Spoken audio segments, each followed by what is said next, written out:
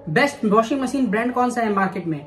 BJP. Because ये जो है वो अब दिन पर दिन क्या कहते हैं रियल होते जा रहा है। एनसीपी के एक लीडर है प्रफुल्ल पटेल, उन्होंने 8 महीने पहले ही बीजेपी ज्वाइन कर ली थी एंड अब सीबीआई ने उन्हें 2017 के केस से क्लीन चिट दे दिया और कहा कि उनका कोई भी हाथ नहीं था सिविल एविएशन घोटाले में। तो इस हिसाब से मेरे को लगता है आम आदमी पार्टी को भी अब बीजेपी ज्वाइन कर ही लेनी चाहिए, बिकॉज उसके अलावा और कोई रास्ता नहीं है केजरीवाल के पास कि वो ईडी के गिरफ्त से बाहर आ पाए।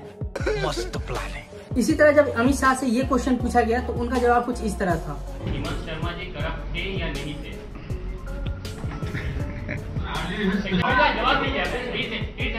जी मैं जवाब देना नहीं चाहता इसका, इस तरह से क्वेश्चन नहीं करते।